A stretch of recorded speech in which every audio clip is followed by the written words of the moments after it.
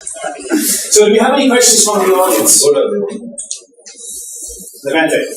Hi, I have those, but I use it too. The first is that would you train or clean the data differently between SMT or LMT? That's the first question. And the other question is that if I choose to have 4 weeks engine building time instead of 4 hours, would I get better results? Okay, so for the phrase-based statistical session, the amount of data and the repetitions of data, that's the key there. So you need to have more phrases that overlap, so that actually when you compute the probabilities, you get better probabilities from these phrases and lower probabilities from some other phrases you don't want. The neural networks, things are rather different because you can present the data in such a way that the engine is tuned to one direction, but it is important to know exactly what diversity you have. So it is not the repetition of the data, but it is rather the quality of the different data that you're giving. So it is important to clean your data and present different quality segments and not to repeat the same. So you remove the duplicates from the training data? Yeah, so I will remove the duplicates before training the engine, and I will let the system iterate over and over again in the training process. Now you have also training where instead of randomly selecting the batch for training your next iteration, you can select it based on the complexity. So it reduces the complexity of different segments, and it takes the ones with a higher complexity, which means that these are the ones that are difficult to translate, and it uses them to train the network. So the network will adapt towards these segments which are hard to translate. Any further question on that?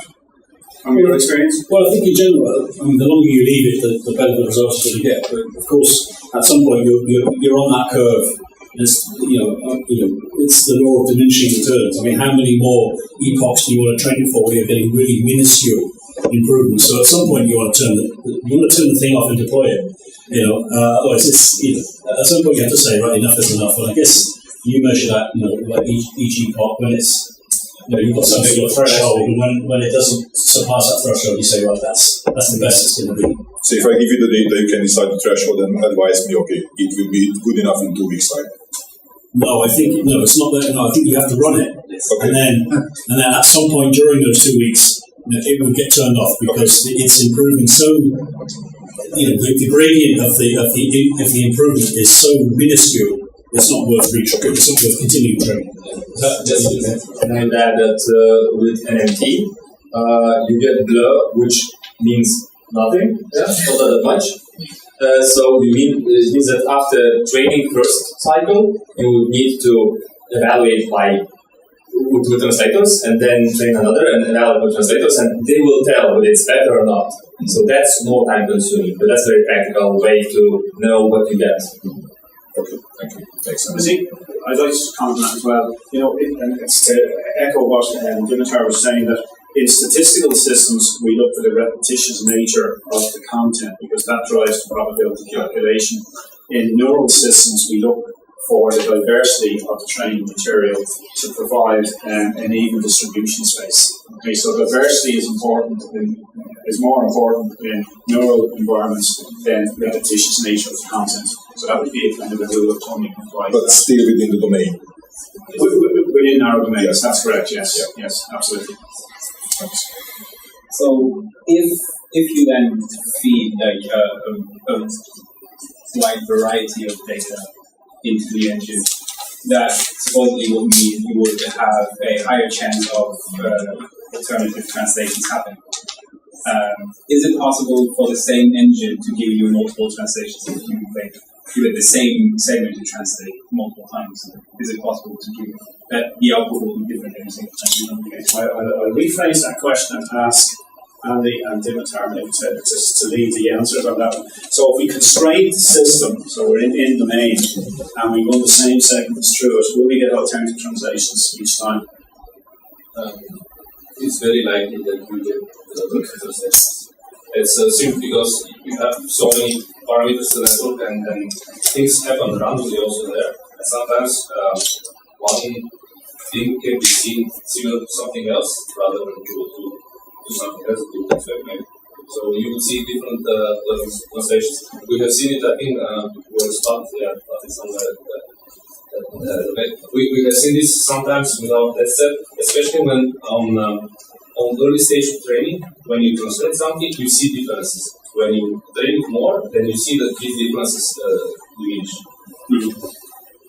I mean, that was always possible in SMT as well. I mean, SMT, so if you look at the equation of, the fundamental equation that SMT is trying to maximize, is trying to find, the single best translation, which essentially in the simplest model maximizes the probability of the phrase table and the language model. And SMT will produce tens of thousands of possible translations, and it picks the mathematically best one, not the best from a linguistic point of view. But it would pick the same, as long as the underlying mathematics stay the same, it would pick the same. You could always facilitate, like showing different translations to the users. And if you want to show the end best, interestingly different translations, you can do that. But in NMT, I think you're probably more likely to get different translations. Yeah.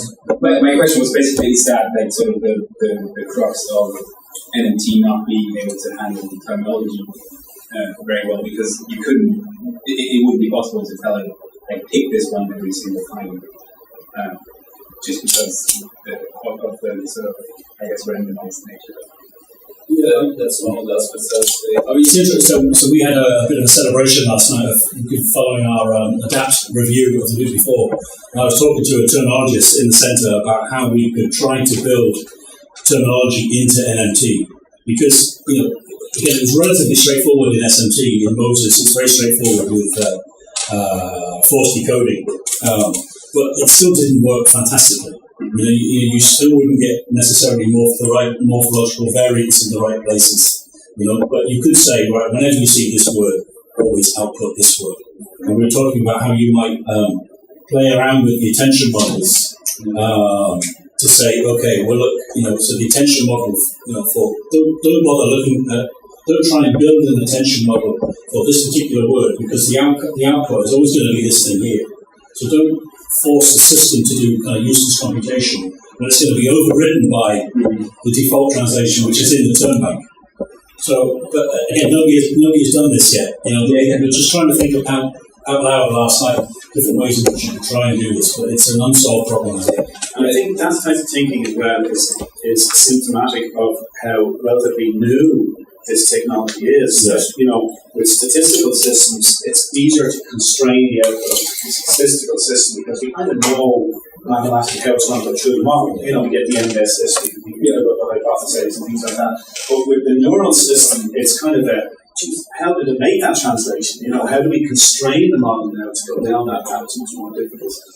So there's a predictability and a dependability on the models at this stage. Sorry, Dimitar, I jumped in there and wanted you to say something. I just wanted to say about the attention mechanism that we also, I think in February, March, we were trying to play with the attention mechanism, but sometimes with attention you don't get exactly the same word that you want to change. And then you get very weird translation because you substitute one word that should not be substituted with a different term, and then whatever you want to substitute is either translated in a different way or not translated at all, and then you get very weird translations. So there is still a lot of research to go into terminology.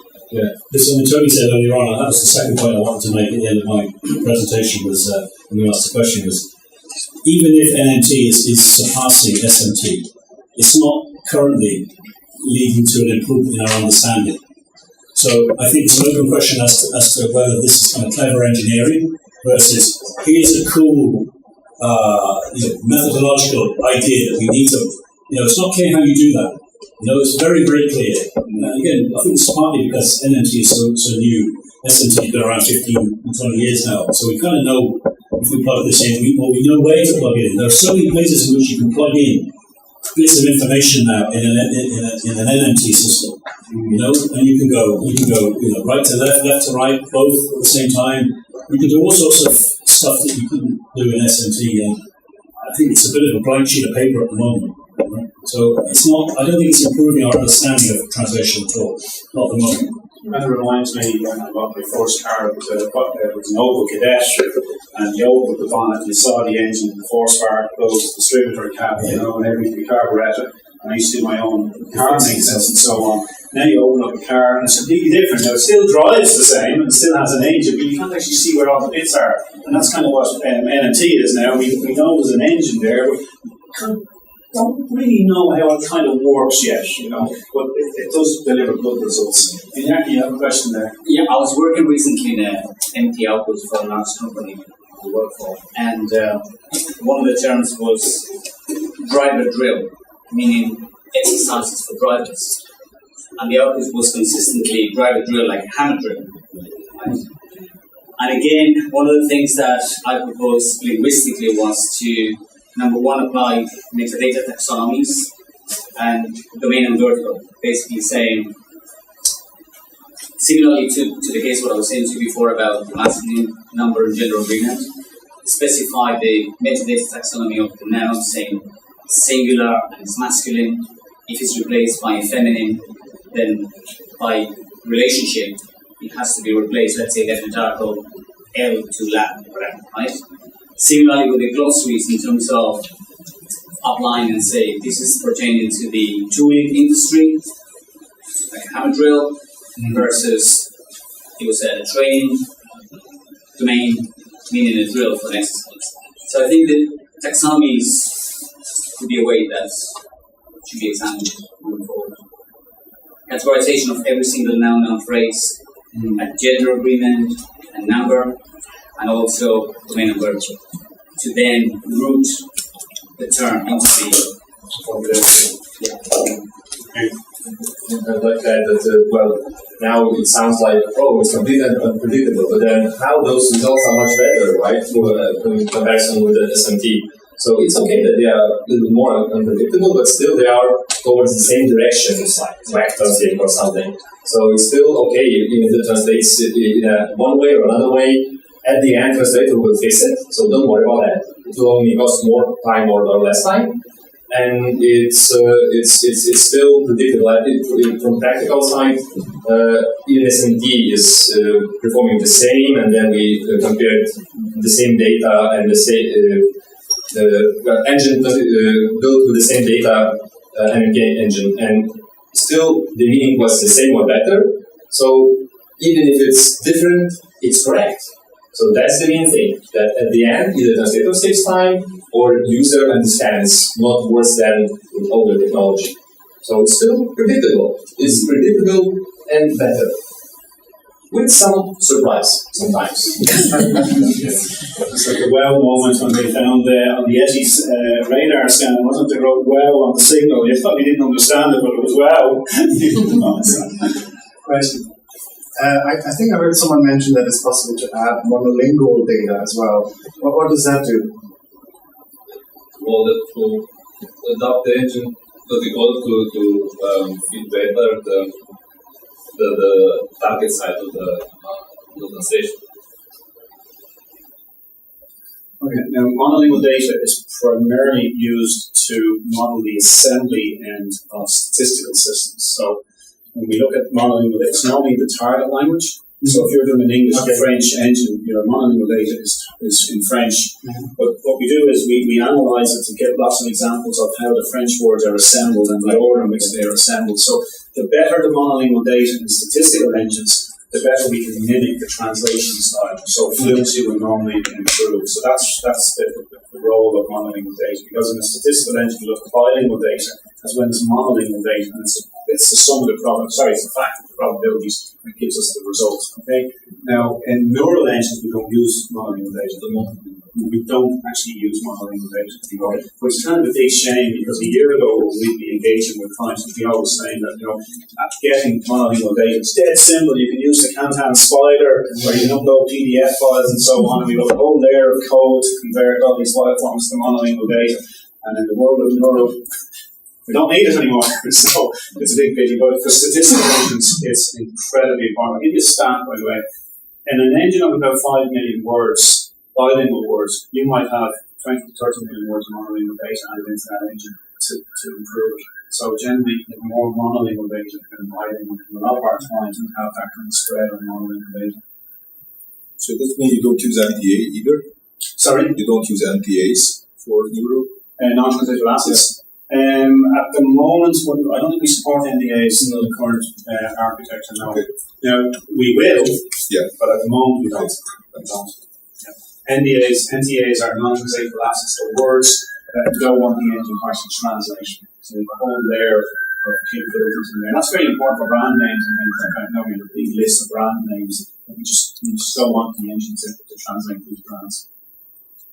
Eric? I was just wondering, like I know you mentioned the importance of the diversity in your training set in your own machine translation engines. Like, do you have a way of informing the user of that? Like, say your training data seems to be pretty, I guess, homogenous is the word I'd use, or is there a way for them to tell, to kind of inform them that you need to have different sentences or whatever? At the moment, when the user presses the build button, we don't send a message saying your data is that diverse and that good. We don't inform them.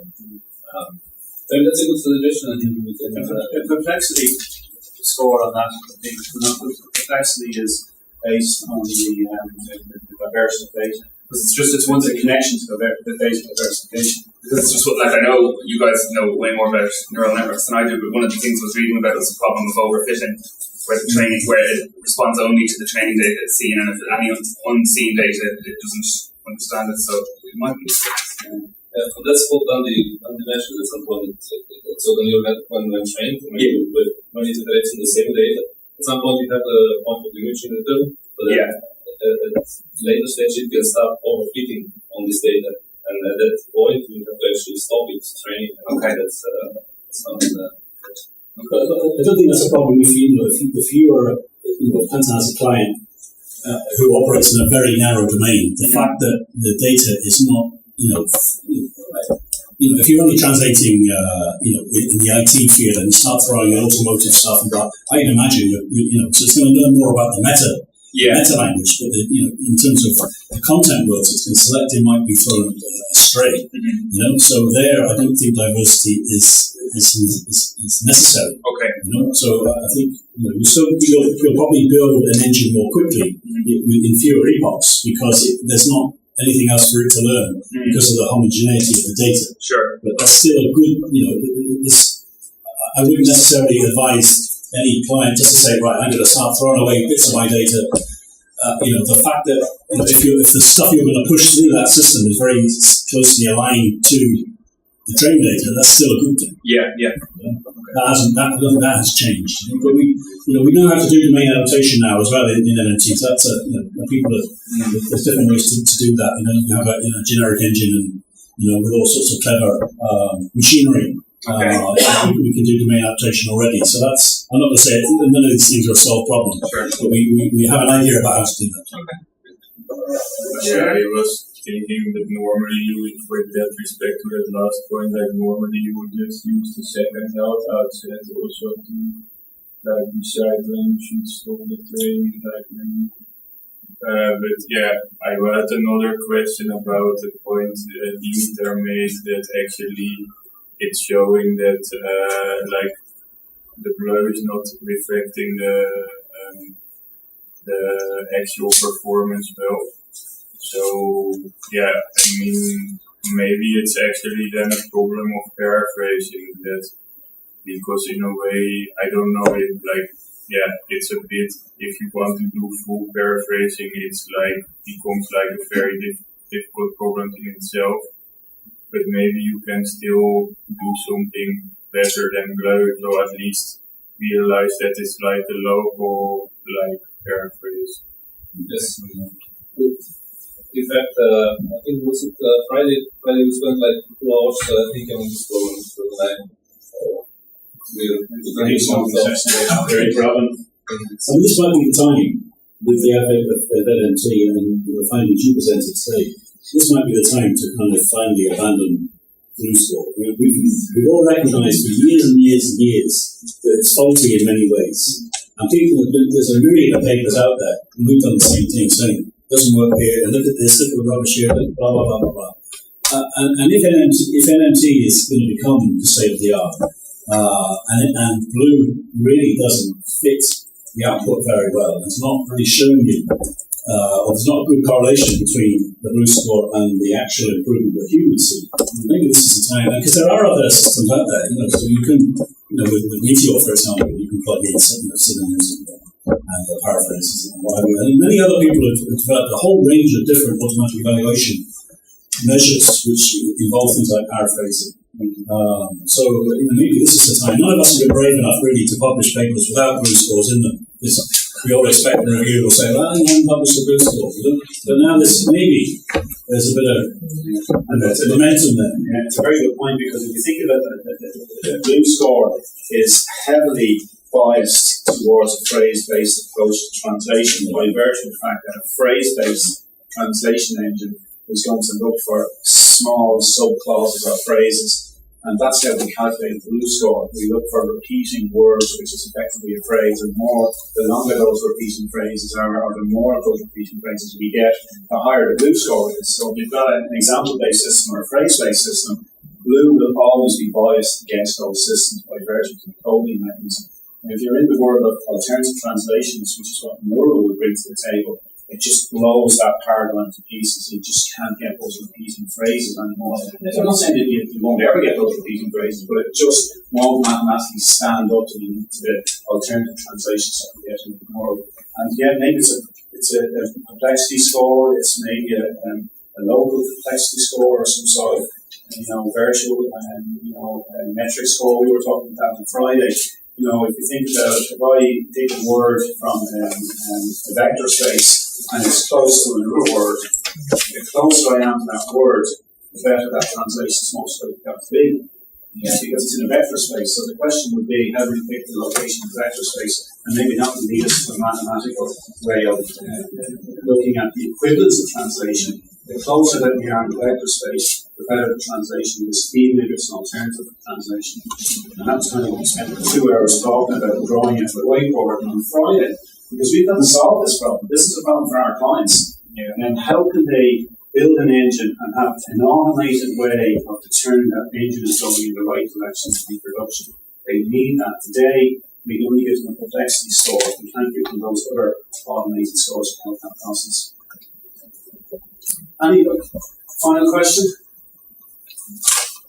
Speaking of the vector space, is that something that you can actually export after, let's say, 2 weeks of training, and you sort of have the word cloud kind of visualization, and sort of metaphorically speaking, see what the neural network is thinking?